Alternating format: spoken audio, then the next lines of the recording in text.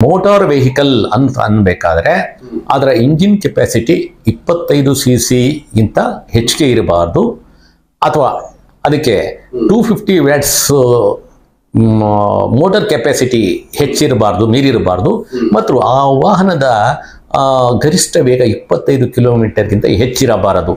ಈ ಇಷ್ಟು ಇದ್ರೆ, ಇಷ್ಟು ಪ್ಯಾರಾಮೀಟರ್ ಇದ್ರೆ ಅದನ್ನ ಮೋಟಾರ್ ವೆಹಿಕಲ್ ಅನ್ನುವ ವ್ಯಾಖ್ಯಾನದಿಂದ ಹೊರಗಡೆ ಇಟ್ಟಿರ್ತಾರೆ.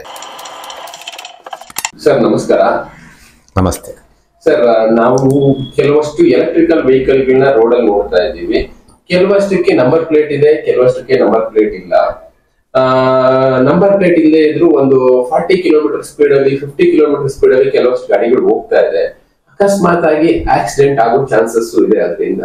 ಬಟ್ ನಾವು ನಂಬರ್ ಪ್ಲೇಟ್ ಕೇಳಿದ್ರೆ ಇದಕ್ಕೆ ನಂಬರ್ ಪ್ಲೇಟ್ ಬೇಕಾಗಿಲ್ಲ, DL ಇಲ್ಲ, ಹೆಲ್ಮೆಟ್ ಇಲ್ಲ, ಕೆಲವಷ್ಟು ಜನ ಆನ್ಸರ್ಗಳು ಹೇಳ್ತಾರೆ. ಈಗ ಅಕಸ್ಮಾತ್ ಈಗ ನಾವು ರೋಡಲ್ಲಿ ಕ್ರಾಸ್ ಮಾಡ್ತಾ ಇರ್ತೀವಿ, ಆ ಗಾಡಿ ಬಂದು ಗುದ್ಬಿಡ್ತು, ನಾವು ಯಾರ ಮೇಲೆ ಕಂಪ್ಲೇಂಟ್ ಮಾಡ್ಬೇಕಾಗುತ್ತೆ?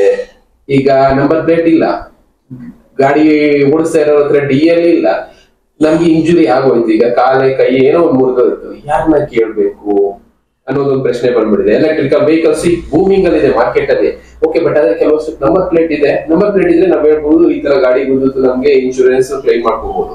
ನಂಬರ್ ಪ್ಲೇಟ್ ಇಲ್ಲದೆ ಇರೋದು ಎಷ್ಟೋ ಗಾಡಿಗಳಿದೆ. ಅದ್ರ ರೂಲ್ಸ್ ಏನು, ಇದ್ರ ರೂಲ್ಸ್ ಏನು ಅನ್ನೋ ಕನ್ಫ್ಯೂಷನ್ ಇದೆ ನಮ್ಗೆ. ಅದ್ರ ಬಗ್ಗೆ ತಿಳಿಸ್ಕೊಡಿ ಸರ್. ಈಗ ಸಾರ್ವಜನಿಕರು ಎಲ್ಲಾ ಕಾನೂನು ಸಾರ್ವಜನಿಕರಿಗೆ ಎಲ್ಲಾ ಸಮಯದಲ್ಲೂ ತಿಳಿದಿರೋದಿಲ್ಲ. ಅವ್ರಿಗೆ ಅಷ್ಟೇ ಗೊತ್ತಿರೋದು. ಅವ್ರಿಗೆ ಹೋಗ್ಬೇಕಾದ್ರೆ ಒಂದ್ ಕಡೆಯಿಂದ ಇನ್ನೊಂದು ಕಡೆಗೆ ಸಂಚಾರ ಮಾಡಬೇಕಾದ್ರೆ ಸುಲಭನಾಗಿ ಅವ್ರಿಗೊಂದು ಆಯಾಮ ಬೇಕು, ಒಂದು ವೆಹಿಕಲ್ ಬೇಕು. ಅದು 2 ವೀಲರ್ ಇರ್ಬೋದು, 4 ವೀಲರ್ ಇರ್ಬೋದು, ತ್ರಿಚಕ್ರ ವಾಹನ ಇರ್ಬೋದು. ಏನು ಅವ್ರಿಗೆಲ್ಲ ಒಂದ್ ಕಡೆ ಈಸಿಯಾಗಿ ಕಡಿಮೆ ವೆಚ್ಚದಲ್ಲಿ ಒಂದು ವೆಹಿಕಲ್ ಬೇಕು. ಅದಕ್ಕೆ ಯಾವ ಕಾನೂನುಗಳು ಅನ್ವಯ ಆಗುತ್ತೆ ಇಲ್ಲ ಅನ್ನೋದನ್ನ ಯೋಚನೆನೇ ಮಾಡೋದಿಲ್ಲ. ಈ ಒಂದು ಜನಗಳ ಸಾರ್ವಜನಿಕರ ಒಂದು ಮನಸ್ಥಿತಿಯನ್ನ ಅರ್ಥ ಮಾಡಿಕೊಂಡು ಕೆಲವು ಕಂಪನಿಗಳು ಕಾನೂನಿನ ಚೌಕಟ್ಟಿಗೆ ಮೀರಿ ತಮ್ಮ ಉತ್ಪಾದನೆಗಳನ್ನ ಮಾಡಿ ಅವ್ರ ಕೈಗೆ ಇಂಥ ವಾಹನಗಳನ್ನ ನೀಡಿ ಅವ್ರಿಗೂ ತೊಂದರೆ, ಸಾರ್ವಜನಿಕರಿಗೆ ತುಂಬ ತೊಂದರೆ ಮತ್ತು ಕಿರಿಕಿರಿಯನ್ನ ಉಂಟು ಮಾಡ್ತಾ ಇದ್ದಾರೆ. ಇದು ಖಂಡಿತವಾಗ್ಲೂ ಒಳ್ಳೆಯ ಒಂದು ವಿದ್ಯಮಾನ ಅಲ್ಲ. ಇಲ್ಲಿ ದಾರಿ ತಪ್ಪತಕ್ಕಂಥ ಯಾವ್ಯಾವ ರೂಪದಲ್ಲಿ ದಾರಿ ತಪ್ಪಿಸ್ತಾರೆ ಅಂತ ಹೇಳಿ ಈಗ ಯಾರು ಕೇಳಬೇಕು ಅನ್ನೋದು ಒಂದು ಪ್ರಶ್ನೆ. ಸಾಮಾನ್ಯವಾಗಿ ಗಾಡಿ ಅಂದ ತಕ್ಷಣ ಸಾಮಾನ್ಯವಾಗಿ RTO ಕೇಳಬೇಕು ಅನ್ನೋದು ಜನಸಾಮಾನ್ಯರಲ್ಲಿ ಬಹಳ ಸಹಜವಾಗಿ ಬರುತ್ತೆ. RTO ಅಂತಂದ್ರೆ ನೋಂದಣಿ ಪ್ರಾಧಿಕಾರಗಳು ಏನು ಅಂತ ನಮಗೂ ಒಂದು ಕಾನೂನು ಇರುತ್ತೆ. ಸಾರಿಗೆ ಇಲಾಖೆ ಮೋಟಾರ್ ವೆಹಿಕಲ್ ಅಂತ ಒಂದು ಡೆಫಿನೇಷನ್ ಇದೆ, ವ್ಯಾಖ್ಯಾನ ಇರುತ್ತೆ. ಅಂತಹ ಒಂದು ವ್ಯಾಖ್ಯಾನದ ಒಳಗಡೆ ಇರ್ತಕ್ಕಂಥ ವಾಹನಗಳನ್ನ ನಾವು ನೋಂದಣಿ ಮಾಡಬಹುದು, ಅವುಗಳ ನಿಯಂತ್ರಣ ಮಾಡತಕ್ಕಂಥ ಅಧಿಕಾರ ಸಾರಿಗೆ ಇಲಾಖೆಗಿದೆ. ಅದನ್ನ ಬಿಟ್ಟು ಬೇರೆ ಒಂದು ವಾಹನಗಳಿಗೆ ನಾವು ಪ್ರಶ್ನೆ ಮಾಡೋದಕ್ಕೆ ಬರೋದಿಲ್ಲ. ಇವರು ಏನ್ ಮಾಡ್ತಾರೆ, ಈ ಚೈನಾ ಪ್ರಾಡಕ್ಟ್ಸ್ಗಳಿಂದ ಅಥವಾ ಯಾವುದೋ ಒಂದು ಇಂಪೋರ್ಟ್ನ ಮಾಡಿಕೊಂಡಂಥ ಒಂದು ಪದಾರ್ಥಗಳನ್ನ ಇವರೇ ಅಸೆಂಬಲ್ ಮಾಡಿ ಒಂದು ಪ್ರಾಮಾಣೀಕೃತ ಸಂಸ್ಥೆಯಿಂದ ಇವರು ಸರ್ಟಿಫಿಕೇಶನ್ ತೆಗೆದುಕೊಳ್ಬೇಕಾಗತ್ತೆ. ಯಾವುದೇ ಒಂದು ವೆಹಿಕಲ್ ಇವತ್ತು ನಮ್ಮ ಭಾರತದಲ್ಲಿ ಸಾರ್ವಜನಿಕರಿಗೆ ವಿತರಣೆ ಆಗಬೇಕು ಅಂದ್ರೆ ಅವರು ministry of road transport and highways ಇಂದ ಒಂದು ಪ್ರಾಮಾಣೀಕೃತ ಒಂದು ಪತ್ರವನ್ನು ಪಡೆದು ನಂತರ ದೇಶದ ಎಲ್ಲ ನೋಂದಣಿ ಪ್ರಾಧಿಕಾರಗಳಿಗೆ ಅದನ್ನ ಕಳಿಸ್ಕೊಳ್ಳಿ, ಇದನ್ನ ಇಂಥ ವಾಹನನ ನಾವೆಲ್ಲ ಪ್ರಮಾಣೀಕರಿಸಿದ್ದೇವೆ, ಇದನ್ನ ನೀವು ರಿಜಿಸ್ಟರ್ ಮಾಡಿ ಅಂತ ಹೇಳಿ ಆದೇಶ ಬರುತ್ತೆ. ಇವರು ಅದನ್ನ ಆ ರೀತಿ ಇದ್ದಾಗ ಇವರು ನೋಂದಣಿ ಮಾಡುವ, ಇದು ಕಾನೂನಿನಲ್ಲಿರ್ತಕ್ಕಂಥ ಒಂದಿದು. ಮತ್ತು ಒಂದು ಸಾರಿ ಉತ್ಪಾದನೆಯಾದಂತಹ ವಾಹನಗಳನ್ನ ನಿರಂತರವಾಗಿ ಆ ಏಜೆನ್ಸಿಗಳು ಮಿನಿಸ್ಟ್ರಿ ಆಫ್ ರೋಡ್ ಟ್ರಾನ್ಸ್ಪೋರ್ಟ್ ಕೆಲವು ಅಂಗೀಕೃತ ಪ್ರಾಮಾಣೀಕೃತ ಸಂಸ್ಥೆಗಳ ಮೂಲಕ ಆಗಾಗ್ಗೆ ಅವುಗಳನ್ನು ಪರಿಶೀಲನೆ ಮಾಡಿ ಆ ಗುಣಮಟ್ಟವನ್ನ ಒಂದು ನಿಯಂತ್ರಣದಲ್ಲಿ ಇರ್ತಕ್ಕಂಥ ಒಂದು ನಿರಂತರವಾಗಿ ಪ್ರಯತ್ನಗಳು ನಡೀತಾ ಇರ್ತದೆ. ಹಾಗಾಗಿ ವೆಹಿಕಲ್ಗಳಲ್ಲಿ ಯಾವುದೇ ನಮಗೆ ಇಷ್ಟ ಬಂದಂತೆ ಯಾವುದೇ ತಯಾರಿಕಾ ಕಂಪನಿಗಳು ಅವರ ಅಗತ್ಯಕ್ಕೆ ಬೇಕನ್ನೋದಂತೆ ಅನುಮತಿ ಇಲ್ಲದೆ ಮಾಡೋದಕ್ಕೆ ಅವಕಾಶ ಇರೋದಿಲ್ಲ. ಈಗ ಎಲೆಕ್ಟ್ರಿಕ್ ವೆಹಿಕಲ್ ಅನ್ನೋದು ಒಂದು ಇವಾಗ ಭೂಮಿಗೆ ಇರೋದ್ರಿಂದ ಇಲ್ಲಿ ಒಂದು ಕಾನೂನಲ್ಲಿ ಇದೊಂದು ಮೋಟಾರ್ ವೆಹಿಕಲ್ ಅಂತ ಅನ್ಬೇಕಾದ್ರೆ ಅದರ ಇಂಜಿನ್ ಕೆಪಾಸಿಟಿ 25 cc ಗಿಂತ ಹೆಚ್ಚಿಗೆ ಇರಬಾರ್ದು, ಅಥವಾ ಅದಕ್ಕೆ 250 ವ್ಯಾಟ್ಸ್ ಮೋಟಾರ್ ಕೆಪಾಸಿಟಿ ಹೆಚ್ಚಿರಬಾರ್ದು, ಮೀರಿರಬಾರ್ದು, ಮತ್ತು ಆ ವಾಹನದ ಗರಿಷ್ಠ ವೇಗ 25 ಕಿಲೋಮೀಟರ್ಗಿಂತ ಹೆಚ್ಚಿರಬಾರದು. ಈ ಇಷ್ಟು ಇದ್ರೆ, ಇಷ್ಟು ಪ್ಯಾರಾಮೀಟರ್ ಇದ್ರೆ ಅದನ್ನ ಮೋಟಾರ್ ವೆಹಿಕಲ್ ಅನ್ನುವ ವ್ಯಾಖ್ಯಾನದಿಂದ ಹೊರಗಡೆ ಇಟ್ಟಿರ್ತಾರೆ. ಅಂದ್ರೆ ಯಾವುದೇ ಒಂದು ವೆಹಿಕಲ್ ಈ ಒಂದು ವ್ಯಾಪ್ತಿಯಲ್ಲಿ ಇದ್ರೆ 25 cc ಇಂಜಿನ್ IC ಇಂಜಿನ್ ಆದ್ರೆ ಅಥವಾ 250 ವ್ಯಾಟ್ಸ್ ಎಲೆಕ್ಟ್ರಿಕ್ ಮೋಟಾರು ಮತ್ತು ಇಂತಹ ವಾಹನದ ಗರಿಷ್ಠ ವೇಗ 25 ಕಿಲೋಮೀಟರ್ಗೆ ಇಲ್ಲ ಅಂತಂದ್ರೆ ನಮ್ಮ ಭಾರತದಲ್ಲಿ ಏನು ನಾವು ಕೇಂದ್ರ ಮೋಟಾರ್ ವಾಹನ ಕಾಯಿದೆ ಮತ್ತು ನಿಯಮಗಳನ್ನು ರೂಪಿಸ್ಕೊಂಡಿದೀವಲ್ಲ, ಇದು ಯಾವುದೇ ಕಾನೂನು ಇದಕ್ಕೆ ಅಪ್ಲೈ ಆಗೋದಿಲ್ಲ, ಮಾಡೋದಕ್ಕೆ ಮತ್ತು ಚಲಾವಣೆ ಮಾಡೋದಕ್ಕೆ ಬರೋದಿಲ್ಲ. ಇವಕ್ಕೆ ಒಂದು ವಿನಾಯಿತಿಯನ್ನ ಕಾನೂನಿನಲ್ಲಿ ನೀಡಿದೆ. ಹೀಗಾಗಿ ಇಂಥ ವಾಹನಗಳು ಕೂಡ ರಸ್ತೆಗೆ ಬಂದು, ಸಾರ್ವಜನಿಕ ರಸ್ತೆಗೆ ಬಂದು ಏನ್ ಬೇಕಾದ್ರೂ ಆಗ್ಬೋದು. ಆದರೆ ಕಾನೂನಿನಲ್ಲಿ ಇವಕ್ಕೆ ಅನುಮತಿ ಇದೆ. ನಾವೆಲ್ಲ ದೇಶದ ಕಾನೂನನ್ನ ನಾವು ಒಪ್ಕೋಬೇಕು. ಯಾಕೆ ಇದನ್ನ ಅನುಮತಿ ಕೊಟ್ಟಿದ್ದಾರೆ? ಹಾಗಾದ್ರೆ ಇದಕ್ಕಿಂತ ಕಡಿಮೆ ಇರ್ತಕ್ಕಂಥವ್ರಿಗೆ ಇವು ಇಲ್ಲ, ಹೆಲ್ಮೆಟ್ ಹಾಕೋಂಗಿಲ್ಲ, ಲೈಸೆನ್ಸ್ ಇಲ್ಲ, ಇವ್ರಿಗೆ ರಿಜಿಸ್ಟ್ರೇಷನ್ ಬೇಕಾಗಿಲ್ಲ, ಯಾವುದು ಫೀಸ್ ಬೇಕಾಗಿಲ್ಲ ಅಂದ್ರೆ ಏನು ಉದ್ದೇಶ ಅಂದ್ರೆ ಮೋಸ್ಟ್ ನನಗನ್ನಿಸೋ ಪ್ರಕಾರ ಈ ತರ. ಇವತ್ತು ಯಾವುದೇ ಒಂದು ಕಾನೂನುಗಳನ್ನ ಮಾಡಬೇಕಾದ ದೇಶದಲ್ಲಿ ಸುರಕ್ಷತೆ ಅನ್ನೋದು ಬಹಳಷ್ಟು ಮುಖ್ಯವಾಗಿರ್ತದೆ. ಈ ಅಪಘಾತಗಳು ಆಗ್ಬೇಕಾದ್ರೆ ನಮಗೆ ವೇಗ ಅನ್ನೋದು ಬಹಳ ತೀವ್ರತರವಾಗಿ ಪರಿಣಾಮ ಬೀರುತ್ತೆ. ಈಗ ಯಾಕೆ 25 ಕಿಲೋಮೀಟರ್ ಹೆಚ್ಚು ವೇಗ ಮಾಡಿದ್ದಾರೆ ಅಂದ್ರೆ, ಒಂದು ಅಪಘಾತ ಆಗ್ಬೇಕಾದಾಗ ಬಹಳ ಕಡಿಮೆ ಅವಧಿಯಲ್ಲಿ, ಕಡಿಮೆ ವೇಗದಲ್ಲಿ ಹೋಗಿ ಅಪಘಾತ ಆದ ಸಂದರ್ಭದಲ್ಲಿ ಅಪಘಾತನೇ ಆದರೆ ನಮ್ಗೆ ಆಗ್ತಕ್ಕಂಥ ಒಂದು ಪರಿಣಾಮ ಇರ್ತಾವಲ್ಲ, ಅದು ತೀವ್ರತೆ ಕಡಿಮೆ ಇರ್ತದೆ. ನೋಡಿ, ಒಂದು 50 ಕಿಲೋಮೀಟರ್ಸ್ ವೇಗದಲ್ಲಿ ಹೋಗಿ ನೀವು ಡಿಕ್ಕಿ ಆದಂಥ ಸಂದರ್ಭದಲ್ಲಿ ಏನು ಅನಾಹುತ ಆಗುತ್ತೆ, 25 ಕಿಲೋಮೀಟರ್ ವೇಗದಲ್ಲಿ ಹೋಗಿ ನೀವು ಅಪಘಾತ ಮಾಡಿದಾಗ ಏನಾಗುತ್ತೆ, ಹಾಗೆ ನೀವು ಒಂದು 10 ಕಿಲೋಮೀಟರು ಈ ತರ ನಮ್ಮ ವೇಗಗಳ ಒಂದು ಇದು ಅಪಘಾತದ ತೀವ್ರತೆ ನಮ್ಮ ವಾಹನಗಳ ವೇಗಗಳ ಮೇಲೆ ಅವಲಂಬನೆ ಆಗಿರುತ್ತದೆ. ಅದಕ್ಕೆ ಇದರ ವೇಗ ತುಂಬಾ ಕಡಿಮೆ ಇರೋದ್ರಿಂದ ಇಲ್ಲಿ ಕಾನೂನಿನ ಚೌಕಟ್ಟಿನಲ್ಲಿ ಇದನ್ನ ವಿನಾಯಿತಿನ ಗೊಳಿಸಿರ್ತದೆ. ಈ ಒಂದು ಹಿನ್ನೆಲೆಯಲ್ಲಿ ಇದನ್ನ ಮಾಡಿದ್ದಾರೆ. ಈಗ 50 ಕಿಲೋಮೀಟರ್ಲಿ ಹೋಗಿ ಹೊಡೆದಂತ ಸಂದರ್ಭದಲ್ಲಿ ಜೀವ ಹೋಗ್ಬೋದು. 25 ಕಿಲೋಮೀಟರ್ ಏನಾಗೋದಾಗ ಗಾಯಗಳಾಗ್ಬೋದು. ಇನ್ನು ಒಂದು 20 ಕಿಲೋಮೀಟರ್ ಹೋಗಿ ಹೊಡೆದಾಗ ಒಂದ್ ಸ್ವಲ್ಪ ಸಣ್ಣ ಪುಟ್ಟ ಮೂಗೇಟ್ಗಳು ಆಗ್ಬೋದು. ಇಷ್ಟೇ ವ್ಯತ್ಯಾಸ. ಹಾಗಾಗಿ ವೇಗ ಅನ್ನೋದು ನಮ್ಮ ಜೀವ ಉಳಿಯುತ್ತೆ ಅಥವಾ ಕಳ್ಕೊಳ್ತೀವಿ. ಉಳಿಕೆ ಮತ್ತು ಜೀವದ ಗಳಿಕೆ ಎರಡೂ ಕೂಡ ವೇಗದ ಮೇಲೆ ಅವಲಂಬನೆ ಆಗಿರೋದ್ರಿಂದ ಇದರ ವೇಗ ತುಂಬಾ ಕಡಿಮೆ ಇರೋದ್ರಿಂದ ಇವೆಲ್ಲ ವಿನಾಯಿತಿಗಳನ್ನ ಕೊಟ್ಟಿದೆ. ಆದಾಗ್ಯೂ ಕೂಡ ಜನಗಳು ತಮ್ಮ ಸ್ವಂತ ಒಂದು ಅನುಕೂಲಕ್ಕಾಗಿ, ಸುರಕ್ಷತೆಗಾಗಿ ವೆಹಿಕಲ್ ಸ್ಪೀಡ್ ಎಷ್ಟಾದರೂ ಇರಲಿ, ಅದರ ಇಂಜಿನ್ ಕೆಪಾಸಿಟಿ ಎಷ್ಟೇ ಇರಲಿ, ಸುರಕ್ಷತೆಯ ಒಂದು ನಿಯಮಗಳನ್ನ ಅಂತ ವಾಹನಗಳು ಪಾಲನೆ ಮಾಡೋದು ಒಳ್ಳೆಯದು. ಈಗ ಇದನ್ನು ಹೇಳಿದ್ರು ನಾನು. ಕೆಲವು ಇಲ್ಲಿ ಎರಡು ವಿಧವಾದಂಥ ತಪ್ಪುಗಳು ಆಗ್ತಾ ಇದ್ದಾವೆ. ಈಗ ಯಾವುದೇ ಒಂದು ತಯಾರಿಕಾ ಕಂಪನಿ ಅವರೇ ಅಥವಾ ಮೇಕ್ ಇನ್ ಇಂಡಿಯಾದಲ್ಲಿ ಒಂದು ವಾಹನಗಳನ್ನು ತಯಾರು ಮಾಡಬಹುದು. ಯಾವರೇ ತಯಾರು ಮಾಡಬೇಕಾದ್ರೂ ministry of road transport and highways ಇಂದ ಪ್ರಾಮಾಣೀಕರಿಸಲೇಬೇಕಾಗುತ್ತೆ. ಯಾವುದೋ ನಮ್ಮ ಇಂಡಸ್ಟ್ರಿ ನಾನೇ ಇದನ್ನ ಮಾಡಿಕೊಂಡು ನಾನೆಲ್ಲೋ ಒಂದು ಅಂಗಡಿಯಲ್ಲಿ ಇಟ್ಕೊಂಡು ವ್ಯಾಪಾರ ಮಾಡ್ತೀನಿ ಇದನ್ನ ಅನ್ನೋದಕ್ಕೆ ಯಾವುದೇ ಕಾನೂನು ಇಲ್ಲ. ಇದಕ್ಕೆ ಇಂಡಸ್ಟ್ರಿ ಅಂಡ್ ಕಾಮರ್ಸ್ ಇರುತ್ತೆ. ಒಂದು ಉತ್ಪಾದನೆ ಮಾಡಬೇಕಾದ್ರೆ ಅದು ಇಂಡಸ್ಟ್ರೀಸ್ ಕಾಮರ್ಸು ಟೋಟಲ್ ವೆಹಿಕಲ್ ಮಾಡಲ್ಲ. ವೆಹಿಕಲ್ ಮಾಡಬೇಕಾದ್ರೆ ministry of road transport and highways ಅಲ್ಲಿಂದಲೇ ಬರಬೇಕಾಗುತ್ತೆ. ಇವರು ಉತ್ಪಾದನೆ ಮಾಡಬೇಕಾದ್ರೆ ಇಂಥ ಒಂದು ವೇರಿಯಂಟ್ಸು, ಈ ರೀತಿಯ ಒಂದು ವಾಹನನ ನಾವು ಮಾಡ್ತೀವಿ ಅಂತ ಅಂದ್ಬಿಟ್ಟು ಅವರು ಪ್ರಾಮಾಣೀಕರಿಸಿನೇ ಅದನ್ನ ಸಾರ್ವಜನಿಕರಿಗೆ ವಿತರಣೆ ಮಾಡಲಾಗುತ್ತೆ. ಒಂದು ಸಾರಿ ಒಂದು ವಾಹನವನ್ನ ಆ ವಿತರಣೆಗೆ ಕೊಟ್ಟಂತ ಎಲ್ಲಾ ಪ್ಯಾರಾಮೀಟರ್ಸ್ನು ಕೂಡ ಮೇಂಟೈನ್ ಮಾಡ್ತಾರಾ ಅನ್ನೋದನ್ನ ನಿರಂತರವಾಗಿ ಮಿನಿಸ್ಟ್ರಿ ಆಫ್ ರೋಡ್ ಟ್ರಾನ್ಸ್ಪೋರ್ಟ್ ಅದನ್ನ ವಾಚ್ ಮಾಡ್ತಾ ಇರ್ತಾರೆ. ಗುಣಮಟ್ಟ ಇರ್ಬೋದು ಅಥವಾ ಇನ್ನೇನಾದ್ರು ಬದಲಾವಣೆ ಮಾಡಿದಾರಾ, ಮಾರ್ಪಾಟು. ಒಂದು ಬದಲಾವಣೆ ಆಗ್ಬೇಕಾದ್ರೂ ಕೂಡ ministry of road transport and highways ಇಂದ ಅನುಮತಿ ಪಡೆದು ತಿರ್ಗಾ ಮತ್ತೆ ಹೊಸದಾಗಿ ಆ ಮಾಡೆಲ್ಸ್ಗೆ ಅವರು ಬದಲಾವಣೆ ತಂದಿದ್ದೀವಿ, ಸುರಕ್ಷತೆ ಎಲ್ಲ ನಿಯಮಗಳನ್ನ ಪಾಲಿಸಿದಾರ, ಇದು ರಸ್ತೆ ಮೇಲೆ ತರೋದಕ್ಕೆ ಸುರಕ್ಷಿತವೇ ಅನ್ನೋದನ್ನ ಪ್ರಾಮಾಣೀಕರಿಸಿದ ನಂತರನೇ ನೋಂದಣಿ ಪ್ರಾಧಿಕಾರಿಗಳಿಗೆ ನೋಂದಣಿ ಮಾಡೋದಕ್ಕೆ ಅವಕಾಶ ಮಾಡಿಕೊಟ್ಟಿರ್ತಾರೆ. ಇಲ್ಲಿ ಏನ್ ಮಾಡ್ತಾರೆ, ಇವತ್ತು ಎಲೆಕ್ಟ್ರಿಕ್ ವೆಹಿಕಲ್ಸ್ ಬೂಮಿಂಗ್ ಅಂತ ಏನು ಹೇಳ್ತೀವಿ, ಎಕ್ಸಂಪ್ಷನ್ ಕೊಟ್ಟಿದ್ದಲ್ಲ, ಇದನ್ನ ದುರುಪಯೋಗ ಆಗ್ತಾ ಇದೆ. ಇವರು ಪ್ರಾಮಾಣೀಕರಿಸಬೇಕಾದ್ರೆ ಒಂದು ವೇರಿಯಂಟ್ ಕಳಿಸ್ತಾರೆ, ಸಾರ್ವಜನಿಕರಿಗೆ ವಿತರಣೆ ಮಾಡಬೇಕಾದ್ರೆ ಬೇರೆ ಒಂದು ಪದಾರ್ಥಗಳನ್ನ ನೀಡ್ತಾ ಇರ್ತಕ್ಕಂಥದ್ದು ಇವತ್ತು ಎಲ್ರಿಗೂ ನಮಗೆ ಅನುಭವಕ್ಕೆ ಬರ್ತಾ ಇದೆ.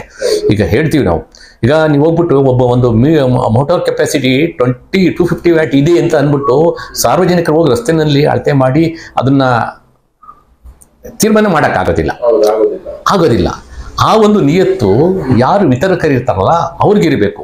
ಅವರು ಲಾಭ ಗಳಿಸ್ತಕ್ಕಂಥ ಒಂದು ದುರುದ್ದೇಶದಿಂದ, ಸಾರ್ವಜನಿಕರನ್ನ ಆಕರ್ಷಣೆ ಮಾಡೋ ಉದ್ದೇಶದಿಂದ ಅವ್ರಿಗೆ ತಮ್ಮ ಪದಾರ್ಥಗಳನ್ನ ಕಾನೂನುಗಳನ್ನ ಮೀರಿ ಅವನ್ನ ತಯಾರು ಮಾಡಿ ಅವ್ರಿಗೆ ವಿತರಣೆ ಮಾಡ್ತಾರೆ. ಅಂದ್ರೆ ಸರ್ಟಿಫಿಕೇಟ್ ಇರ್ತಕ್ಕಂಥದ್ದೇ ಪ್ರಾಮಾಣಿಕ ಸರ್ಟಿಫಿಕೇಟ್ ಇರೋದು 250 ವ್ಯಾಟ್ಸು, 25 ಕಿಲೋಮೀಟರ್ ಮ್ಯಾಕ್ಸಿಮಮ್ ಸ್ಪೀಡ್ ಅಂತ ಹೇಳ್ತಾರೆ. ಆದರೆ ಮೋಟರ್ ಕೆಪಾಸಿಟಿ ಜಾಸ್ತಿ ಆಗ್ತಿದ್ದಂಗೆ ನಿಮಗೆ ವೇಗ ಜಾಸ್ತಿ ಆಗುತ್ತೆ. ಅಂದ್ರೆ ಆಗ ಭಾರತದ ಒಂದು ಏನು ಮೋಟಾರ್ ವಾಹನ ಕಾಯ್ದೆ ಮತ್ತು ನಿಯಮಗಳು ಎಲ್ಲನೂ ಒಂದು ಈ ವ್ಯಾಖ್ಯಾನದೊಳಗಡೆ ಬರುವಾಗ ಎಲ್ಲ ಕಾನೂನುಗಳು ಅಪ್ಲೈ ಮಾಡಬೇಕಾಗುತ್ತೆ. ಆಗ ಯಾರ್ಯಾರೆಲ್ಲನೂ ಇದನ್ನು ಕೇಳಬೇಕು. ನೀವು ಕೇಳ್ಬೋದು, ಸರ್ ಅವಾಗ ಬಂದ ತಕ್ಷಣನೇ ನೀವು ಸಾರಿಗೆ ಇಲಾಖೆದೆ ನೀವು ಯಾಕೆ ಕೇಳೋದಿಲ್ಲ? ಖಂಡಿತವಾಗ್ಲೂ ನಾವು ಹೇಳ್ತೀವಿ, ಇಲ್ಲಿ ಎಲ್ಲ ಇಲಾಖೆಗಳು ಏನು ಮಾಡ್ತಾರೆ, ಕೆಲವು ಮಾತ್ರ ಇದು ನಾನು ಜವಾಬ್ದಾರಿ ಅಂತ ಅಂದ್ಬಿಟ್ಟು ಹೊಣೆಗಾರಿಕೆ ತಗೊಂಡ್ರೆ, ಇನ್ನು ಕೆಲವು ಸರಿ ಇದು ನನಗೆ ಬರೋದಿಲ್ಲ ಅಥವಾ ಅವ್ರು ಕೇಳಲಿ ಇವ್ರು ಕೇಳಲಿ ಅನ್ನೋ ಒಂದು ಮನಸ್ಥಿತಿಯನ್ನ ನಮ್ಮ ಸರ್ಕಾರದ ಇಲಾಖೆಗಳು ನಡ್ಕೊಳ್ತವೆ. ಅದಕ್ಕೆ ಇದು ಎಲ್ಲರ ಒಂದು ಸಾಮೂಹಿಕ ಒಂದು ಟೋಟಲ್ ಸರ್ಕಾರನೇ ಇದರಲ್ಲಿ, ಸರ್ಕಾರ ಅಂತಂದ್ರೆ ಎಲ್ಲ ಇಲಾಖೆಗಳು ಅದಕ್ಕೆ ಸಂಬಂಧಪಟ್ಟಂಥದ್ದು. ನನಗೆ ತಿಳಿದ ಮಟ್ಟಿಗೆ ಇಂಡಸ್ಟ್ರಿ ಅಂಡ್ ಕಾಮರ್ಸ್ ಇರುತ್ತೆ, ಪರಿಸರ ಇಲಾಖೆ ಅಂದ್ರೆ ಇದೆ, ಮಾಲಿನ್ಯ ನಿಯಂತ್ರಣ ಮಂಡಳಿ ಇದೆ, ಆಮೇಲೆ ಸಾರಿಗೆ ಇಲಾಖೆ ಇದೆ, ಪೊಲೀಸ್ ಇಲಾಖೆ ಇದೆ, ಮತ್ತು ವಾಣಿಜ್ಯ ಇಲಾಖೆ ಇದೆ. ಅಂದರೆ ಇವೆಲ್ಲ ಒಂದು ಇಲಾಖೆಗಳು ಇದಕ್ಕೆ ಪ್ರತ್ಯಕ್ಷವಾಗಿ ಅಥವಾ ಪರೋಕ್ಷವಾಗಿ ಇವ್ರ ಮೇಲೆ ಒಂದು ನಿಯಂತ್ರಣವನ್ನು ಮಾಡ್ತಕ್ಕಂಥದ್ದು, ಇವ್ರಿಗೆ ಲೈಸೆನ್ಸ್ ನೀಡ್ತಕ್ಕಂಥ ಎಲ್ಲ ಒಂದು ಅಧಿಕಾರಗಳನ್ನು ಖಂಡಿತವಾಗ್ಲೂ ಇರುತ್ತೆ. ಈಗ ಅವರು ಒಂದು ಕಾರ್ಖಾನೆಯನ್ನು ಪ್ರಾರಂಭ ಮಾಡಬೇಕಾದ್ರೆ, ಒಂದು ಘಟಕನ ಸ್ಥಾಪನೆ ಮಾಡಬೇಕಾದ್ರೆ ಅವರು ಏನೋ ಉತ್ಪಾದನೆ ಮಾಡೋಕ್ಕೆ ಅಂತ ಆಗೋದಿಲ್ಲ. ಏನು ಉತ್ಪಾದನೆ ಮಾಡ್ತಾ ಇದ್ದೀರಿ, ಏನು ವಿತರಣೆ ಮಾಡ್ತಾ ಇದ್ದೀರಿ ಅಂತ ಅವ್ರಿಗೆ ಲೈಸೆನ್ಸ್ ಬೇಕಾಗುತ್ತೆ. ಆ ಲೈಸೆನ್ಸ್ಗೆ ಬೇಕಾದಂಥ ಎಲ್ಲ ಒಂದು ಬೇಸಿಕ್ಸ್ ರಿಕ್ವೈರ್ಮೆಂಟ್ಸು, ಸೇಫ್ಟಿ ಇರ್ಬೋದು, ಅದನ್ನ ನಂತರ ಸಾರ್ವಜನಿಕರಿಗೆ ಮುಟ್ಟಿಸಲಿ ಇವರೆಲ್ಲ ಸುರಕ್ಷತಾ ಕ್ರಮಗಳನ್ನು ತೆಗೆದುಕೊಳ್ತಿದ್ದಾರಾ ಅಂತ ಹೇಳ್ಬಿಟ್ಟು ಎಲ್ಲ ಒಂದೊಂದು ಇಲಾಖೆಗಳು ಅವ್ರದ್ದೇ ನಿಯಂತ್ರಣ ಹೊಂದಿರ್ತದೆ. ಇವರು ಯಾವುದೋ ಪ್ರಾಡಕ್ಟ್ನ ಮ್ಯಾನುಫ್ಯಾಕ್ಚರ್ ಮಾಡಿ 250 ವ್ಯಾಟ್ಸ್ದು ವೆಹಿಕಲ್ನ 25 ಕಿಲೋಮೀಟರ್ದನ್ನ ನಾವು ತಯಾರು ಮಾಡ್ತೇವೆ ಅಂತ ಹೇಳಿ ನೀವು ಅದನ್ನ ಮೀರಿ ಬೇರೆ ನೀವು ವಾಹನವನ್ನ ವೇರಿಯಂಟ್ಸನ್ನ ನೀವು ವಿತರಣೆ ಮಾಡಿ ಅನಧಿಕೃತವಾಗಿ ನೀವು ಲಾಭ ಪಡೀತಕ್ಕಂಥದ್ದು, ಜನಗಳಿಗೆ ಮೋಸ ಮಾಡ್ತಕ್ಕಂಥದ್ದು, ಕಾನೂನಿನ ಕಣ್ಣು ಮುಚ್ಚಿ ನೀವು ಒಂದು ದಾಖಲೆನೇ, ಒಂದು ಪ್ರಾಮಾಣಿಕೃತ ದಾಖಲೆ ಬೇರೆ ಇಟ್ಕೊಳ್ತೀರಿ, ಆದರೆ ನಿಜವಾಗಿ ವಾಹನ ಬೇರೆ ಆಗಿರುತ್ತೆ. ಇವನ್ನ ನೀವು ಇಂತಹದನ್ನ ನೀವು ಜನಗಳಿಂದ ಒಂದು ರೀತಿ ಹಗಲು ದರೋಡೆ ಮಾಡ್ತಕ್ಕಂಥ ಮತ್ತು ಸಾರ್ವಜನಿಕರ ಒಂದು ಸುರಕ್ಷತೆ ಬಗ್ಗೆ ನಿಷ್ಕಳಜಿ ಒಂದು ಮನೋಭಾವದಿಂದ ಈ ಕಂಪನಿಗಳು ಜನಗಳಿಗೆ ಮತ್ತು ಸಮಾಜಕ್ಕೆ ಮೋಸ ಮಾಡ್ತಾ ಇದ್ದಾವೆ ಅಂತ ಹೇಳಿದ್ರು. ಆಯ್ತು, ಅವರು ಲಾಭ ಪಡೆಯೋದಕ್ಕೆ ಅವರು ಮೋಸ ಮಾಡ್ತಾರೆ. ಇಲ್ಲಿನವರೆಗೂ ಮೋಸ ಹೋಗೋರು ಜನ ಸಿಗ್ತಾ ಇದ್ದಾಗ ಮೋಸ ಮಾಡ್ತಕ್ಕಂಥವ್ರ ಮನಸ್ಥಿತಿಗಳು ಇವು ಇದ್ದೇ ಇರ್ತವೆ. ಅದು ಒಂದೇ ದಿವಸಕ್ಕಾಗಲಿ 4 ದಿವಸ ಶಾಶ್ವತವಾಗಿರ್ಬೇಕು, ಗೊತ್ತವ್ರಿಗೆ ಶಾಶ್ವತವಾಗಿ ಉಳಿಯೋದಿಲ್ಲ ಅಂತ. ಆದರೆ ಅಷ್ಟೊತ್ತಿಗೆ ಏನಾದರೂ ನಾವು ಒಂದಷ್ಟು ಹಣ ಸಂಪಾದನೆ ಮಾಡ್ಕೊಬಿಡೋಣ ಅನ್ನೋರು ಬಿಡೋದಿಲ್ಲ, ಇವನ್ನ ಮಾಡ್ತಾರೆ. ಆದರೆ ಸರ್ಕಾರದ ಒಂದು ಜವಾಬ್ದಾರಿಗಳು ಏನಿದೆ ಇದನ್ನ ಈ ಎಲ್ಲ ಇಲಾಖೆಗಳು ಕೂಡ ಖಂಡಿತವಾಗ್ಲೂ ಬಹಳಷ್ಟು ಸೀರಿಯಸ್ ಆಗಿ ಇದ್ರ ಕಡೆ ಗಮನ ಹರಿಸಿ ಇವನ್ನೆಲ್ಲ ನಿಯಂತ್ರಣ ಮಾಡಬೇಕು. ನೋಡಿ, ಪರೋಕ್ಷವಾಗಿ ಇನ್ನೊಂದು ಇಂಡಸ್ಟ್ರಿ ಮೇಲೆ ಎಷ್ಟು ಇದು ಕಾನೂನು ಬಾಹಿರವಾಗಿ ಈ ರೀತಿ ನೀವು ವಾಹನಗಳನ್ನ ತಯಾರು ಮಾಡಿ ಜನಗಳಿಗೆ ವಿತರಣೆ ಮಾಡಿದ್ರೆ, ಇಂಥ ವಾಹನಗಳು ರಸ್ತೆ ಮೇಲೆ ಬಂದು ಜನಗಳಿಗೆ ಎನ್ಕರೇಜ್ಮೆಂಟ್, ಅವ್ರಿಗೇನಾಗುತ್ತೆ, ನನಗೆ ಹೆಲ್ಮೆಟ್ ಬೇಡ, ಲೈಸೆನ್ಸ್ ಬೇಡ, ರಿಜಿಸ್ಟ್ರೇಷನ್ ಬೇಡ, ಟ್ಯಾಕ್ಸ್ ಉಳಿತದೆ, ಹೇಗೋ ಇರೋ ದಿವಸ ಓಡಿಸ್ಕೊಂಡು ಬಿಸಾಕೋಣ. ಇಂಥ ಒಂದು ವಾಹನಗಳು ನೋಡಿ ನಮಗೆ ಚೆನ್ನಾಗಿ ಗೊತ್ತಾಗುತ್ತೆ, ಇದು 25 ಕಿಲೋಮೀಟರ್ಗಿಂತ ಹೆಚ್ಚಿಗೆ ಸ್ಪೀಡ್ ಹೋಗುತ್ತೆ ಅಂತ ಗೊತ್ತಾದ್ಮೇಲೆ ಏನೇ ಹೆಚ್ಚು ಕಡಿಮೆ ಆದ್ರೂ ಯಾವುದೇ ಪರಿಹಾರ ಸಿಕ್ಕೋದಿಲ್ಲ. ಹೌದು, ಯಶವಂತಪುರ ಸರೌಂಡಿಂಗ್ ಸುಮ್ಮನೆ ಗಾಡಿಗಳು ಲಗೇಜ್ ಹಾಕೊಂಡು ಹೊಡಿತಾ ಇದ್ದಾರೆ. ಹೌದು, ಅದು 40-50 ಸ್ಪೀಡ್ ಅಲ್ಲಿ ಹೋಗ್ತಾ ಇರ್ತಾರೆ, ಅವರು ಹೆಲ್ಮೆಟ್ ಹಾಕಿರಲ್ಲ. ಅಕಸ್ಮಾತ್ ಯಾವ್ದಾದ್ರು ಬಂದು ಗುದ್ದಿದ್ರೆ ಇನ್ಶೂರೆನ್ಸ್ ಏನ್ ಮಾಡೋದು? ಸತ್ಯ ಹೋದ್ರಪ್ಪ, ಈಗ ಗುದ್ದಿಸ್ಕೊಂಡಾಗ ಸತ್ತೋದ್ರು, ಗುದ್ದದವ್ರು ಹೊರಟೋಗ್ತಾನೆ, ನಂಬರ್ ಪ್ಲೇಟ್ ಇಲ್ಲ, ಕಂಪ್ಲೇಂಟ್ ಯಾರ ಮೇಲೆ ಕೊಡೋದು ನಾವು? ಹೌದು, ಇವು ಖಂಡಿತವಾಗ್ಲೂ ಇದನ್ನ ಒಳ್ಳೆ ಪ್ರಶ್ನೆನ ನಿಮ್ಮ ಅಟ್ಲೀಸ್ಟ್ ಯೂಟ್ಯೂಬ್ ಚಾನೆಲ್ಸ್ಗಳು ಆದ್ರೂ ಒಳ್ಳೆ ಇವೆಲ್ಲ ನೋಡಿ ನಿಮ್ಮ ಗಮನಕ್ಕೆ ಬರುತ್ತೆ. ನೀವು ಸರ್ಕಾರದ ಕಣ್ಣು ತೆರೆಸ್ತಕ್ಕಂಥ ಒಂದು ಪ್ರಾಮಾಣಿಕ ಪ್ರಯತ್ನಗಳನ್ನ ಮಾಡ್ತಿದ್ದೀರಾ. ಖಂಡಿತವಾಗ್ಲೂ ಬಹಳ ನಿಮಗೂ ಶ್ಲಾಘನೆ ಮಾಡ್ಬೇಕು. ಯಾಕೆಂದ್ರೆ ಇದ್ರಲ್ಲಿ ನಿಮ್ಮ ವೈಯಕ್ತಿಕವಾದಂಥ ಹಿತಾಸಕ್ತಿ ಇದರಲ್ಲಿ ಏನಿಲ್ಲ. ಸಾರ್ವಜನಿಕರ ಬಗ್ಗೆ ಒಂದಷ್ಟು ಕಾಳಜಿ ಇರಬೇಕು. ಕೆಲವು ಸರಿ ನಮಗೆ ಕಾಳಜಿ ಇರುತ್ತೆ, ಅದನ್ನು ನಾವು ಹೇಗೆ ಹೇಳಬೇಕು, ಎಲ್ಲಿಗೆ ಮುಟ್ಟಿಸ್ಬೇಕು ಅನ್ನೋದು ಜನಗಳಿಗೆ ಗೊತ್ತಾಗೋದಿಲ್ಲ. ಅಂತ ಒಂದು ಶ್ಲಾಘನೀಯ ಕೆಲಸನ ತಾವು ಮಾಡ್ತಾ ಇದ್ದೀರಿ. ತಮಗೂ ಕೂಡ ಜನರ ಪರವಾಗಿ ಒಂದು ಅಭಿನಂದನೆಗಳನ್ನ ಹೇಳೋದಕ್ಕೆ ಇಷ್ಟಪಡ್ತೇನೆ. ಈ ಉತ್ಪಾದನೆ ಅಂತ ಹೇಳಿದಲ್ಲ, ಸರ್ಟಿಫಿಕೇಶನ್ ಒಂದು ತಗೊಂಡು ಸಾರ್ವಜನಿಕ ವಿತರಣೆ ಮಾಡಿದಂಥ ಸಂದರ್ಭದಲ್ಲಿ ಇವರಿಗೆ ಯಾವುದೇ ಪರಿಹಾರಗಳು ಸಿಕ್ಕೋದಿಲ್ಲ. ಜೀವ ಒಂದು ಸರಿ ಹೋದ್ಮೇಲೆ ಮತ್ತೆ ಬರೋದಿಲ್ಲ. ಇವರು ಇವತ್ತು ಈ ಗಾಡಿನ ಅಲ್ದಿರಿ ಇನ್ನೊಂದು ಗಾಡಿ ತಗೋಬಹುದು, ಆದ್ರೆ ಜೀವ ಹೋಗಿದ್ದು ವಾಪಸ್ಸು ಬರೋದೇ ಇಲ್ಲ. ಈ ಪರೋಕ್ಷವಾಗಿ ಏನಾಗುತ್ತೆ, ಆಯ್ತು ನಿಜವಾಗಿ ಯಾರು ವಾಹನಗಳನ್ನ ನೈಜ ಉತ್ಪಾದನೆ ಮಾಡ್ತಾರೆ, ಒಂದು ಪ್ರಾಮಾಣೀಕರಿಸಿ ಜನಗಳ ಸುರಕ್ಷತಾ ದೃಷ್ಟಿಯಿಂದ ಏನು ಅವರು ವ್ಯಾಪಾರ ಮಾಡಿ ಅವ್ರ ಮೇಲೂ ಕೂಡ ಇದು ವ್ಯತಿರಿಕ್ತ ಪರಿಣಾಮವನ್ನು ಬೀರುತ್ತೆ. ಅಂದ್ರೆ ಯಾವುದೇ ಸರ್ಕಾರಗಳು ಇವೆಲ್ಲನೂ ನಿಯಂತ್ರಣ ಮಾಡ್ತಕ್ಕಂಥ ಒಂದು ಪ್ರಯತ್ನ ನಿರಂತರವಾಗಿರಬೇಕು. ಈಗ ನಾನು ಹೇಳೋದಾದ್ರೆ ಹೀಗೆ ಸರ್ಕಾರಗಳು ಮಾಡ್ಬೋದು. ಈಗ ಯಾವುದೇ ಒಂದು ಉತ್ಪಾದನೆ ಮಾಡುತ್ತೆ ಅಂದಾಗ ಈ ಎಲ್ಲ ಇಲಾಖೆಗಳು ಆ ಉತ್ಪಾದನೆ ನೋಡಿ ಜನಗಳಿಗೆ ವಿತರಣೆ ಮಾಡಿ ಜನಗಳ ಮೇಲೆ ಹೋಗಿ ಅವ್ರ ಗಾಡಿ ಸೀಸ್ ಮಾಡೋದು, ಅವ್ರ ಮೇಲೆ ಕ್ರಮ ತಗೊಳ್ಳೋದು ಇದು ತಪ್ಪು. ಎಲ್ಲಿ ಉತ್ಪಾದನಾ ಹಂತದಲ್ಲಿ ಅಲ್ಲಿ ನಾವು ನಿಯಂತ್ರಣ ಮಾಡಬೇಕು. ನಾವು ನಿಯಂತ್ರಣ ಉತ್ಪಾದನೆನ ಎಲ್ಲ ಮಾಡೋದಕ್ಕೆ ಫ್ರೀಯಾಗಿ ಬಿಟ್ಟು ಎಲ್ಲಿಗೆ ಉಪಯೋಗ ಮಾಡ್ತಾ ಇದ್ದಾರೆ ಆ ಹಂತದಲ್ಲಿ ಅಲ್ಲಿ ಬಂದು ಜನಗಳ ಮೇಲೆ ಅತಿಕ್ರಮಣ ಮಾಡಿ ನಾನು ಕಾನೂನಿನ ಬಹಳಷ್ಟು ನಾನು ಕಠೋರವಾಗಿ ನಾವು ಚಲಾವಣೆ ಮಾಡ್ತೀವಿ ಅನ್ನೋದು ಒಂದು ನಿಜವಾಗ್ಲೂ ಮೂರ್ಖತನ ಅಂತ ಹೇಳ್ತೀವಿ. ಎಲ್ಲಿ ಇದನ್ನು ಪ್ರಾರಂಭ ಮಾಡ್ತೀವಿ, ವೆಹಿಕಲ್ ಉತ್ಪಾದನೆ ಆಗೋ ಜಾಗದಲ್ಲಿ ಮಾಡಬೇಕೇ ಹೊರತು ಅಲ್ಲಿ ನಿಯಂತ್ರಣ ಇಟ್ಕೋಬೇಕು. ಅದೆಲ್ಲ ಬಿಟ್ಬಿಟ್ಟು ನೀವು ಯಾರೋ ಒಬ್ಬ ಒಂದು ಗಾಡಿನ ತಗೊಂಡೋಗ್ತಾನೆ, ಅವನದು ನಂಬರ್ ಪ್ಲೇಟ್ ಇಲ್ಲ, ಇನ್ನೊಂದಿಲ್ಲ, ಆತನಿಗೆ ಏನು ಗೊತ್ತಿದೆ? ಅವನಿಗೆ ಇಷ್ಟು ಇಲಾಖೆಗಳ ಒಂದು ಅವನಿಗೆಲ್ಲ ಕಾನೂನು ಗೊತ್ತಿದೆ, ಅದೆಲ್ಲ ಅವನು ಚೆಕ್ ಮಾಡಿ ಅವನ ಗಾಡಿ ತಗೋಬರಕ್ಕಾಗತ್ತಾ ಅಂತ ಎಷ್ಟು ನಾಗರಿಕರಿಗೆ ಅಷ್ಟೆಲ್ಲ ಪ್ರಜ್ಞೆ ಇರುತ್ತೆ. ಈಗ ಅವನೊಂದು ಶೋರೂಮ್ ಇಟ್ಕೊಂಡು ಒಂದು ಬಿಸ್ನೆಸ್ ಮಾಡ್ತಾ ಇದ್ದಾನೆ ಅಂತಂದ್ರೆ ಅವನು ಯಾವುದೇ ಕಾನೂನು ಚೌಕಟ್ಟು ಒಳಗಡೆ ಸಾರ್ವಜನಿಕರಿಗೆ ವಿತರಣೆ ಮಾಡ್ತಾ ಇದ್ದಾನೆ ಅಂತಂದ್ರೆ ನಮ್ಮ ವ್ಯವಸ್ಥೆ ಎಷ್ಟು ದುರ್ಬಲವಾಗಿದೆ ಅನ್ನೋದ ಸೂಚನೆ ಕೊಡುತ್ತೆ. ಯಾವತ್ತೂ ನಾವು ಎಚ್ಚೆತ್ಕೊಳ್ತೀವಿ, ಸಾರ್ವಜನಿಕರು ಅಷ್ಟೇನೆ. ಏನೋ ಒಂದು ಹೆಚ್ಚು ಕಡಿಮೆ ಆಯ್ತು, ನಮಗೆ ಇದರಿಂದ ಪರಿಹಾರ ಸಿಗಲ್ಲ. ಜನಗಳು ಅಂತಿಮವಾಗಿ ನೋಡೋದೇನು ಗೊತ್ತಾ, ಈ ಜೀವ ಎಲ್ಲರಿಗೂ ಮುಖ್ಯ, ಆದರೆ ಜೀವ ಕಳೆದೋಗತಕ್ಕ ಸುಮ್ಮನೆ ಜೀವ ಆದ್ಮೇಲೆ ಪರಿಹಾರಕ್ಕಾಗಿ ತುಂಬಾ ಚಿಂತೆ ಮಾಡ್ತಾರೆ. ನಾವು ಹೇಳೋದು ನೀವು ಪರಿಹಾರ ಬೇಡ, ಜೀವ ಉಳ್ಕೊಳ್ಳೋಂಥ ಪ್ರಯತ್ನಗಳನ್ನ ನಿರಂತರವಾಗಲಿ, ಅದಕ್ಕೆ ಮೊದಲೇ ಎಚ್ಚೆತ್ಕೊಳ್ಳಿ. ಇಂಥ ಒಂದು ಈ ಮಕ್ಮಲ್ ಟೋಪಿ ಆಗ್ತಕ್ಕಂಥ ಒಂದು ಕಂಪನಿಗಳ ಬಗ್ಗೆ ಒಂದು ಕನಿಷ್ಠವಾದಂಥ ನನ್ನ ತಿಳ್ಕೊಳ್ಳಿ. ಇವತ್ತೊಂದು ತರಕಾರಿ ಬೀದಿನಲ್ಲಿ ಒಂದು ತರಕಾರಿ ತಗೋಬರಿಗೆ ಎಷ್ಟು ಇದು ಮಾಡ್ತೀರಾ, ಹಿಂದೆ ಮುಂದೆ ತಿರುಗಿಸ್ತೀರಾ, ಉಳುಕಾಗಿದೆಯಾ, ಅದಾಗಿದೆಯಾ, ಫ್ರೆಶ್ ಆಗಿದೆಯಾ, ಇಷ್ಟೆಲ್ಲ ನೋಡಿ ಅಲ್ಲಿ ಲಾಸ್ಟ್ಗೆ ಚೌಕಾಸಿ ಮಾಡಿ ಒಂದು ತಗೋಬತ್ತೀರಾ. ನೀವು ಪ್ರತಿನಿತ್ಯ ಗಾಡಿ ಓಡಾಡ್ಸೋದು, ತಡಿಯಪ್ಪ ನಾನು ಹೋಗ್ಬೇಕಾದ್ರೆ ಏನಾದರೂ ಮೆಕ್ಯಾನಿಸಮ್ ಏನೋ ಫೇಲ್ಯೂರ್ ಆಗುತ್ತಾ ಅಥವಾ ಇನ್ನೇನು ಹೆಚ್ಚು ಕಡಿಮೆ ಆಗಿ ನಾನು ಇದ್ರ ಮೇಲೆ ಹೋಗ್ತೀನಿ, ಅದು ನನ್ನ ನಿಯಂತ್ರಣಕ್ಕೆ ಸಿಗದೇ ಇರೋ ಹಾಗೆ ನನ್ನ ಜೀವ ಹೋದರೆ ಹೇಗೆ ಅಂದರೆ ಇಂಥ ಕನಿಷ್ಠ ಜ್ಞಾನಗಳು ಜನಗಳು ಒಂದಿಷ್ಟು ತಿಳ್ಕೋಬೇಕು.